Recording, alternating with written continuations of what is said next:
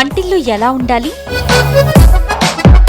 వంట చేసే సమయంలో కాటన్ దుస్తులు ధరించడం మంచిది.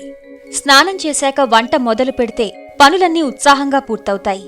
అంటువ్యాధులు, జలుబు, కామెర్ల వంటి వ్యాధులతో బాధపడేవారు వంట చేయకపోవడం, వంటగదిలోకి రాకపోవడం మంచిది.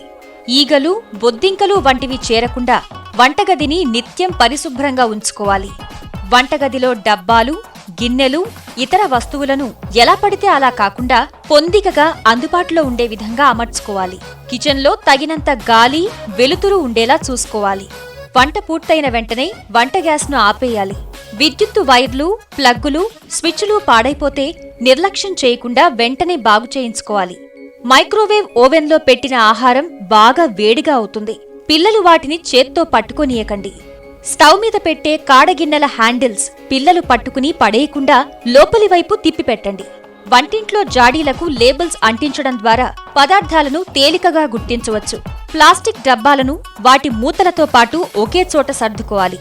వంటింట్లో వాడే టవల్స్ మరియు స్క్రబ్లను ఎప్పటికప్పుడు శుభ్రపరచుకోవాలి. వంటింట్లో వాడుకోవడానికి టవల్స్ను అందుబాటులో ఉంచుకోవాలి.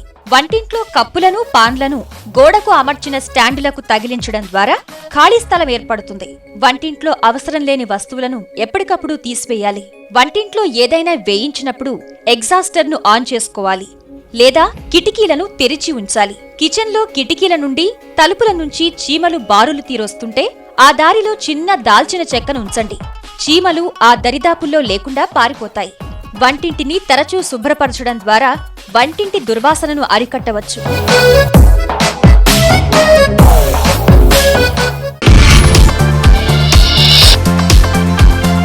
ఈటీవీ అభిరుచి, మీ వంటింటి నేస్తం.